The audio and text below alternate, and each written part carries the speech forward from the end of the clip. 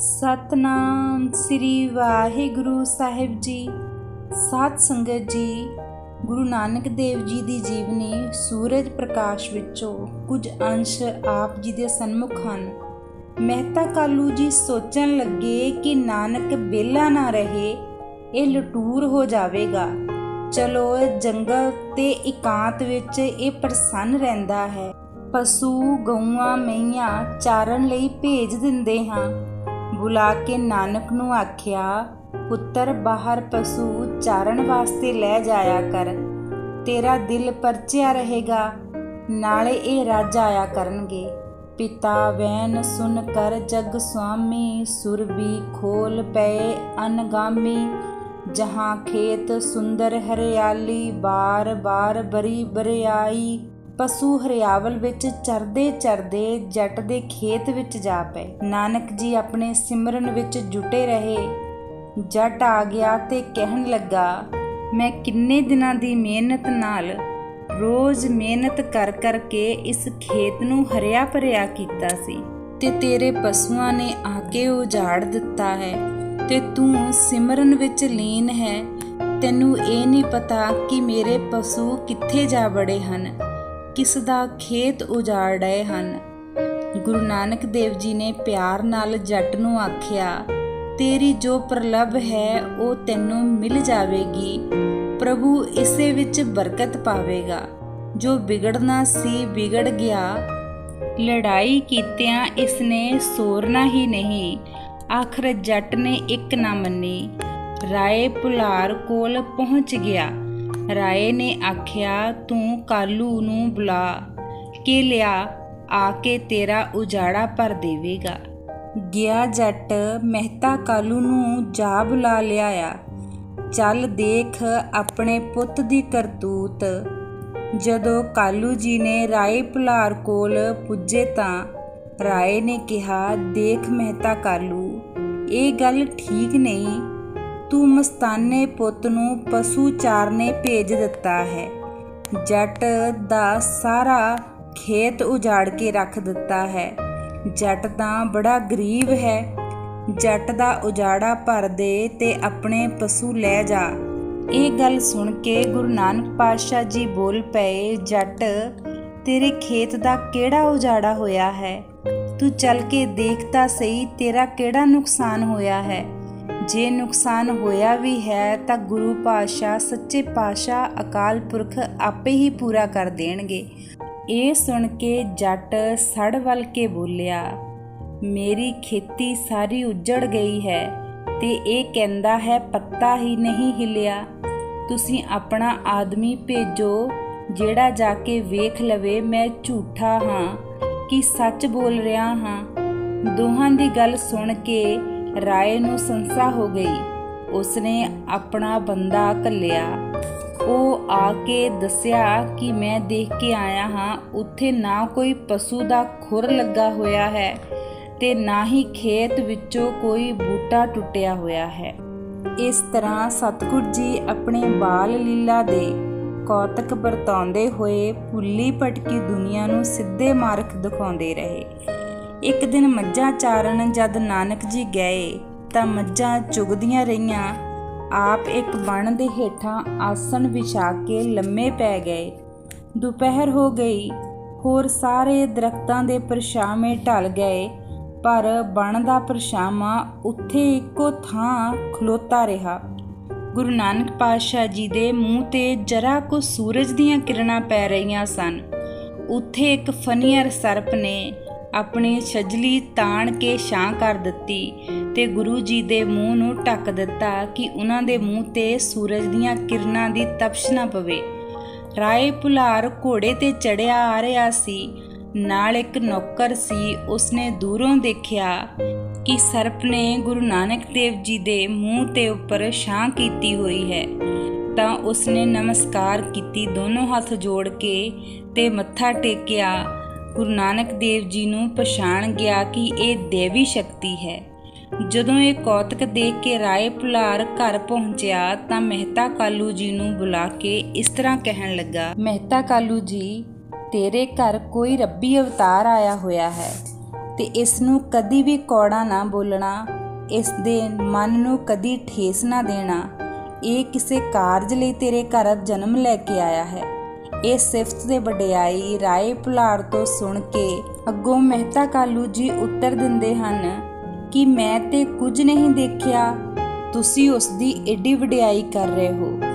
ਰਾਏ ਭੁਲਾਰ ਫਿਰ ਕਾਲੂ ਨੂੰ ਸ਼ਰਧਾ ਭਰੇ ਸ਼ਬਦਾਂ ਵਿੱਚ ਉੱਤਰ ਦਿੰਦਾ ਹੈ ਕਿ ਤੇਰਾ ਪੁੱਤ ਕੋਈ ਆਮ ਨਹੀਂ ਹੈ, ਉਹ ਇੱਕ ਰੱਬੀ ਰੂਪ ਹੈ, ਉਸ ਨੂੰ ਕਦੀ ਵੀ ਕੌੜਾ ਨਾ ਬੋਲਣਾ।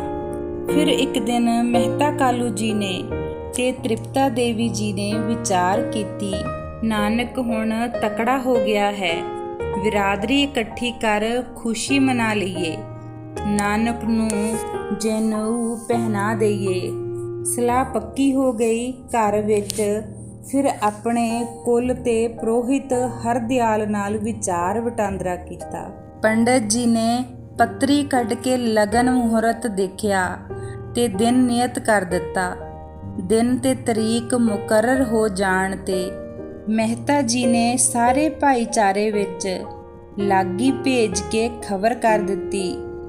ਸਮੇਂ ਅਨੁਸਾਰ ਆਟਾ ਕੋਟਾ ਪੀ ਪਹਾ ਕੇ ਚਾਟੀਆਂ ਭਰ ਲਈਆਂ, ਲੋੜੀਂਦੀਆਂ ਵਸਤੂਆਂ ਦਾ ਸਾਰਾ ਪ੍ਰਬੰਧ ਕਰ ਲਿਆ। ਰਾਏ ਭੁਲਾਰ ਨੂੰ ਵੀ ਆਉਣ ਵਾਸਤੇ ਬੇਨਤੀ ਕੀਤੀ ਗਈ। ਉਸਨੇ ਬੜੀ ਖੁਸ਼ੀ ਪ੍ਰਗਟਾਈ। ਦਿਨ ਨਿਯਤ ਹੋ ਚੁੱਕਾ ਸੀ, ਸਮਾਂ ਗੁਜ਼ਰਦਿਆਂ ਢਿੱਲ ਨਹੀਂ ਲੱਗੀ। ਮੇਲ ਮੰਡਲ ਸਾਕ ਸੰਬੰਧੀ ਸਾਰੇ ਆਉਣੇ ਸ਼ੁਰੂ ਹੋ ਗਏ। ਮਾਤਾ ਤ੍ਰਿਪਤਾ ਨੇ ਨਾਨਕ ਨੂੰ ਵੱਖਰਾ ਲਿਜਾ ਕੇ ਆਪਣੀ ਗੋਦੀ ਵਿੱਚ ਬਿਠਾ ਕੇ ਪਿਆਰ ਦਿੱਤਾ ਅਤੇ ਸਮਝਾਉਣ ਲੱਗੇ, ਪੁੱਤਰ ਤੂੰ ਹੁਣ ਸਿਆਣਾ ਬਣੀ, ਸਾਕ ਸੰਬੰਧੀ ਸਾਰਾ ਸ਼ਰੀਕਾ ਆਉਣਾ ਹੈ, ਤੇਰੇ ਬਾਪੂ ਦੀ ਇੱਜ਼ਤ ਪੱਤ ਬਣੀ ਹੋਈ ਹੈ। ਤੇ ਜਿਵੇਂ ਅੱਗੇ ਸਾਰੇ ਲੋਕ ਕਹਿੰਦੇ ਨੇ ਕਿ ਮਹਿਤਾ ਕਾਲੂ ਜੀ ਦਾ ਪੁੱਤਰ ਆਪੇ ਬੋਲਦਾ ਰਹਿੰਦਾ ਹੈ, ਬੁੱਲ ਹਰ ਵੇਲੇ ਫਰਕਦੇ ਰਹਿੰਦੇ ਹਨ, ਪੁੱਤਰ ਹੁਣ ਇਹ 2 ਦਿਨ ਬੋਲਣ ਦੀ ਆਦਤ ਬੰਦ ਕਰ ਦੇਵੀ। ਬੋਲ ਦੱਸ ਮੈਨੂੰ ਠੀਕ ਹੈ ਜੋ ਮੈਂ ਗੱਲ ਆਖੀ ਹੈ। ਮਾਤਾ ਜੀ ਦੀ ਇਹ ਗੱਲ ਬੜੀ ਔਖੀ ਹੈ, ਮੇਰਾ ਬੋਲਣਾ ਬੰਦ ਨਹੀਂ ਹੋ ਸਕਦਾ। ਕਿਉਂਕਿ ਪੁੱਤਰ ਕੀ ਗੱਲ ਬੰਦ ਕਿਉਂ ਨਹੀਂ ਹੋ ਸਕਦਾ? ਤੇ ਇਸ ਤਰ੍ਹਾਂ ਬਿਰਾਦਰੀ ਕੀ ਆਖੇਗੀ? ਮਾਤਾ ਦੀ ਸੱਚੀ ਗੱਲ ਤਾਂ ਇਹ ਹੈ ਕਿ ਜੇ ਮੈਂ ਬੋਲਣਾ ਬੰਦ ਕਰ ਦਿੱਤਾ ਤਾਂ ਮੇਰੀ ਮੌਤ ਹੋ ਜਾਵੇਗੀ। ਇਹ ਸੁਣ ਕੇ ਮਾਤਾ ਤ੍ਰਿਪਤਾ ਦਾ ਹਿਰਦਾ ਕੰਬ ਗਿਆ ਤੇ ਆਖਣ ਲੱਗੀ, ਪੁੱਤਰ ਇਹ ਕਿਸ ਤਰ੍ਹਾਂ ਦੀਆਂ ਕਮਲੀਆਂ ਗੱਲਾਂ ਕਰਦਾ ਹੈ। ਇਹ ਹੋਰ ਜਿਹੜੇ ਲੋਕ ਨਹੀਂ ਬੋਲਦੇ ਉਹਨਾਂ ਦੀ ਮੌਤ ਨਹੀਂ ਹੁੰਦੀ, ਤੇਰੀ ਮੌਤ ਕਿਸ ਤਰ੍ਹਾਂ ਹੋ ਜਾਵੇਗੀ ਕਿ ਜੇ ਤੂੰ ਬੋਲਣੋਂ ਹਟ ਜਾਵੇਂਗਾ ਤੇ ਤੇਰੀ ਮੌਤ ਹੋ ਜਾਵੇਗੀ। ਕਿਸੇ ਸਰੂਰ ਤੇ ਮਸਤੀ ਵਿੱਚ ਆ ਕੇ ਸ੍ਰੀ ਗੁਰੂ ਨਾਨਕ ਦੇਵ ਜੀ ਬੋਲ ਪਏ।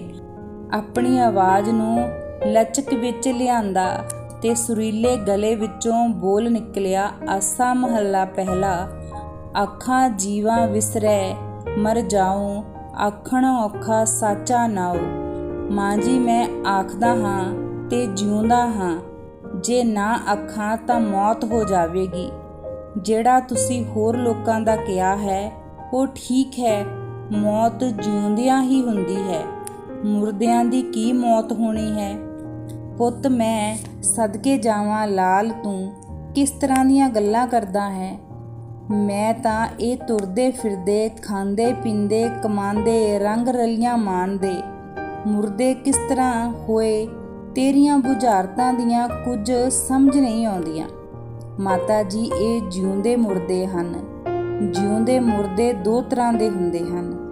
ਇੱਕ ਜਿਨ੍ਹਾਂ ਨੂੰ ਆਪਣਾ ਮਾਲਕ ਪੈਦਾ ਕਰਨ ਵਾਲਾ ਸਾਜਣ ਸ਼ਿੰਗਾਰਨ ਵਾਲਾ ਭੁੱਲ ਗਿਆ ਹੈ, ਉਹ ਮੁਰਦੇ ਹਨ, ਅਤੇ ਜਿਨ੍ਹਾਂ ਨੂੰ ਮਾਲਕ ਦਮ ਬ ਦਮ ਯਾਦ ਹੈ ਉਹ ਜਿਉਂਦੇ ਹਨ। ਇਹ ਮਾਲਕ ਦੀਆਂ ਦਿੱਤੀਆਂ ਦਾਤਾਂ ਖਾ ਕੇ ਹਰਾਮ ਕਰ ਰਹੇ ਹਨ। ਵਿਸਰਿਆ ਜਿਨ ਨਾਮ ਤੇ ਭੂਲੀ ਭਾਰ ਦੀਏ। ਵਾਜੂ ਦਾ ਪ੍ਰਿਥਵੀ ਤੇ ਭਾਰ ਹਨ, ਅਕ੍ਰਿਤ ਕਣ ਹਨ ਜੋ ਮਾਲਕ ਦੇ ਕੀਤੇ ਗੁਣਾਂ ਨੂੰ ਨਹੀਂ ਜਾਣਦੇ। ਦੂਸਰੇ ਪਾਸਿਓਂ ਵੀ ਇਹ ਮੁਰਦੇ ਹਨ ਕਿਉਂਕਿ ਇਹਨਾਂ ਵਿੱਚ ਅਣਖ ਤੇ ਗੈਰਤ ਨਹੀਂ ਰਹੀ। ਇਹ ਆਪਣੀਆਂ ਧੀਆਂ ਭੈਣਾਂ ਦੀ ਇੱਜ਼ਤ ਨਹੀਂ ਬਚਾ ਸਕਦੇ, ਆਪਣੀ ਤੇ ਆਪਣੇ ਧਰਮ ਦੀ ਰਾਖੀ ਨਹੀਂ ਕਰ ਸਕਦੇ। ਪੁੱਤਰ, ਤੂੰ ਤੇ ਲੰਮੀ ਚੌਂਕੀ ਜੋ ਬੈਠਾ ਹੈ, ਤੈਨੂੰ ਭੁੱਖ ਨਹੀਂ ਲੱਗਦੀ? ਕਿੱਥੇ ਵੇਲਾ ਆ ਗਿਆ ਹੈ, ਲੋਕ ਕਈ ਖਾ ਬੈਠੇ ਹਨ। ਮਾਤਾ ਜੀ, ਬੜੀ ਭੁੱਖ ਲੱਗੀ ਹੈ, ਮੈਂ ਤਾਂ ਰੱਜਦਾ ਹੀ ਨਹੀਂ। ਪੁੱਤਰ, ਕਿਵੇਂ ਮੰਨ ਲਾਂ ਇਸ ਨਿਰੇ ਕੋਰੇ ਝੂਠ ਨੂੰ? ਇਹ ਬੋਲਣਾ ਕਿੱਥੋਂ ਸਿੱਖ ਲਿਆ ਹੋਇਆ ਹੈ? ਨਹੀਂ ਮਾਤਾ ਜੀ, ਮੈਂ ਸੱਚ ਕਹਿੰਦਾ ਹਾਂ, ਝੂਠ ਨਹੀਂ ਬੋਲਦਾ। ਝੂਠ ਬੋਲਣਾ ਤਾਂ ਮੁਰਦਾਰ ਖਾਣ ਵਾਲੀ ਗੱਲ ਹੈ। ਮਾਤਾ ਜੀ, ਸੱਚ ਤਾਂ ਇਹ ਹੈ, ਕੂੜ ਬੋਲ ਮੁਰਦਾਰ ਖਾਏ। ਮੈਂ ਬਿਲਕੁਲ ਸੱਚ ਕਹਿੰਦਾ ਹਾਂ, ਮੈਨੂੰ ਬੜੀ ਭੁੱਖ ਲੱਗੀ ਹੈ, ਪਰ ਮੈਂ ਤੱਤੀ ਕਿਵੇਂ ਮੰਨ ਲਵਾਂ? ਇਸ ਗੱਲ ਨੂੰ ਮੈਂ ਤਰਸਦੀ ਰਹਿੰਦੀ ਹਾਂ। ਲੋਕਾਂ ਦੇ ਪੁੱਤਰਾਂ ਧੀਆਂ ਵੱਲ ਦੇਖ ਕੇ ਸਹਿਕਦੀ ਹਾਂ। ਕੋਈ ਭਜਾ ਆਉਂਦਾ ਏ, ਮਾਂ ਰੋਟੀ ਦੇ, ਕਿਸੇ ਦਾ ਪੁੱਤ ਕਹਿੰਦਾ ਹੈ ਮਾਂ ਦੁੱਧ ਪਾ ਦੇ। ਕੋਈ ਦਾਣੇ ਮੰਗਦਾ ਹੈ, ਕੋਈ ਗੁੜ ਮੰਗਦਾ ਹੈ, ਕੋਈ ਗੰਨੇ, ਕੋਈ ਛੱਲੀਆਂ, ਕੋਈ ਬਾਜਰੇ ਦੇ ਸਿੱਟੇ ਮਰੋੜ ਕੇ ਪਿਆ ਚੱਬਦਾ ਹੈ। ਪਰ ਮੇਰਾ ਨਾਨਕ ਜਿਉਂ ਸਵੇਰੇ ਤਾਰਿਆਂ ਦੀ ਛਾਵੇਂ ਘਰੋਂ ਨਿਕਲਦਾ ਹੈ, ਰਾਤੀ ਤਾਰੇ ਦੇ ਛਾਵਿਆਂ ਨਾਲ ਹੀ ਅੰਦਰ ਵੜਦਾ ਹੈ। ਸਾਰਾ ਦਿਨ ਭੁੱਖਮ ਪਾਣਾ, ਤੂੰ ਖਵੇ ਕਿੱਥੇ ਰਹਿੰਦਾ ਹੈ? ਮੈਨੂੰ ਸੱਧਰ ਆਉਂਦੀ ਹੈ, ਤੂੰ ਵੀ ਲੋਕਾਂ ਦੇ ਪੁੱਤਰਾਂ ਵਾਂਗ ਆ ਕੇ ਖਾਣ ਪੀਣ ਨੂੰ ਮੰਗੇ, ਮੈਨੂੰ ਠੰਡ ਪਵੇ।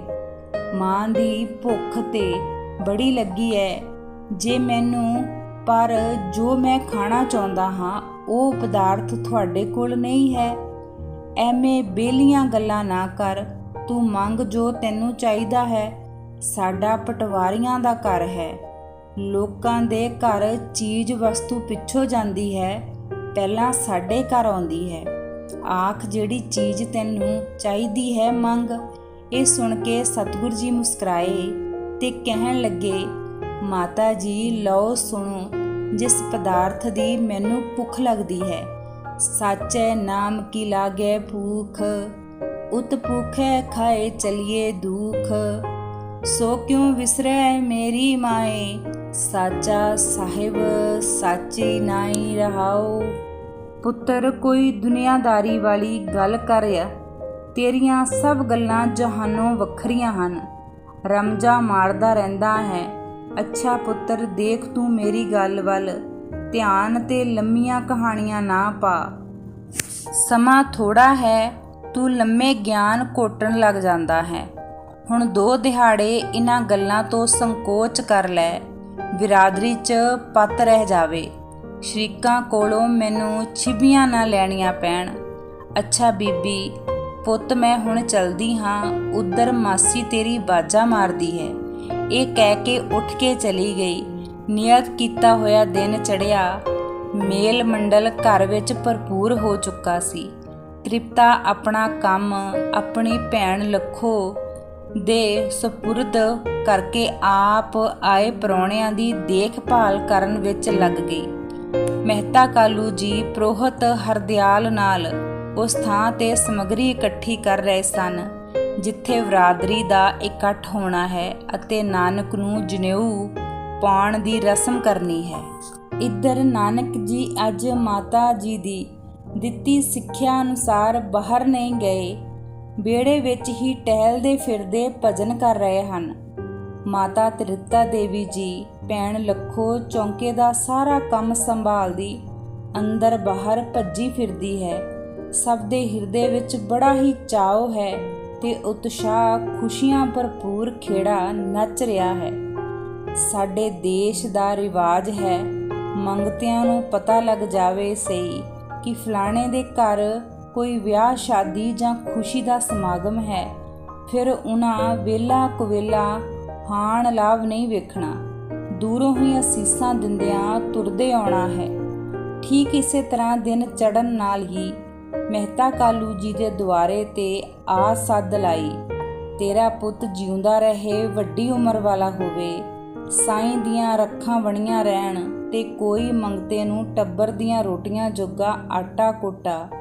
ਇਹ ਆਵਾਜ਼ ਹੋਰ ਕਿਸੇ ਨੇ ਕਦੋਂ ਸੁਣਨੀ ਸੀ? ਸਾਰੇ ਆਪੋ ਆਪਣੇ ਰੌਲੇ ਤੇ ਕੰਮਾਂ ਵਿੱਚ ਭੱਜੇ ਫਿਰਦੇ ਸਨ। ਨਾਨਕ ਜੀ ਨੇ ਆਵਾਜ਼ ਸੁਣੀ ਤੇ ਉਸਨੂੰ ਚੁੱਪ ਕਰਕੇ ਖਲੋਣ ਦਾ ਇਸ਼ਾਰਾ ਕਰਕੇ ਅੰਦਰੋਂ ਇੱਕ ਆਟੇ ਦਾ ਭਰਿਆ ਹੋਇਆ ਮਟਕਾ ਚੁੱਕ ਕੇ ਲੈ ਆਏ ਤੇ ਮੰਗਤੇ ਦੇ ਸਿਰ ਤੇ ਰੱਖ ਦਿੱਤਾ। ਆਖਿਆ, ਲੈ ਜਾ। ਮੰਗਤਾ ਲੈ ਕੇ ਤੁਰ ਗਿਆ, ਪਰ ਜਾਂਦਾ ਜਾਂਦਾ ਘੜੀ ਮੁੜੀ ਪਿੱਛੇ ਦੇਖਦਾ ਹੈ।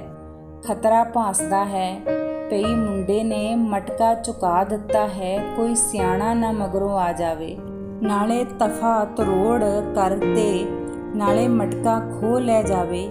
ਪਰ ਨਿਕਲ ਗਿਆ, ਕਿਸੇ ਪਿੱਛੇ ਨਾ ਕੀਤਾ। ਮਾਸੀ ਲੱਖੋ ਨੇ ਇਹ ਰੰਗ ਵੇਖ ਲਿਆ ਸੀ। ਥੋੜਾ ਸਮਾਂ ਲੰਘਿਆ, ਇੱਕ ਹੋਰ ਮੰਗਤੇ ਨੇ ਆ ਸੱਦ ਲਾਈ। ਸਰਦੀ ਦੀ ਬਹਾਰ ਹੈ, ਕੋਈ ਪੁੱਤਰ ਦੀ ਖੈਰਾਤ ਨੂੰ ਚਾਦਰ ਖੇਸ ਜਾਂ ਕੋਈ ਜੁਲਾ ਦੇ ਕੇ ਮੰਗਤਾ ਅਸੀਸਾਂ ਦਿੰਦਾ ਰਹੇਗਾ। ਦਾਤੇ ਨਾਨਕ ਜੀ ਨੇ ਅੰਦਰੋਂ ਇੱਕ ਕੱਪੜਿਆਂ ਦੀ ਪੰਡ ਬੰਨ੍ਹ ਕੇ ਇਸ ਨੂੰ ਵੀ ਚੁਕਾ ਦਿੱਤੀ। ਮਾਸੀ ਲੱਖੋ ਰੰਗ ਵੇਖੀ ਜਾ ਰਹੀ ਹੈ। ਇਸੇ ਤਰ੍ਹਾਂ ਪਤਾ ਨਹੀਂ ਕਿੰਨੇ ਕੁ ਮੰਗਤੇ ਆਏ। ਨਾਨਕ ਨੇ ਸਭ ਦੀਆਂ ਝੋਲੀਆਂ ਭਰੀਆਂ, ਕਿਸੇ ਨੂੰ ਖਾਲੀ ਨਹੀਂ ਜਾਣ ਦਿੱਤਾ। ਇਸੇ ਤਰ੍ਹਾਂ ਹੀ ਗੁਰੂ ਨਾਨਕ ਦੇ ਦਰ ਤੋਂ ਸਾਰੇ ਹੀ ਝੋਲੀਆਂ ਭਰ ਕੇ ਲੈ ਕੇ ਜਾਂਦੇ ਹਨ। ਵਾਹਿਗੁਰੂ ਜੀ ਕਾ ਖਾਲਸਾ, ਸ਼੍ਰੀ ਵਾਹਿਗੁਰੂ ਜੀ ਕੀ ਫਤਿਹ।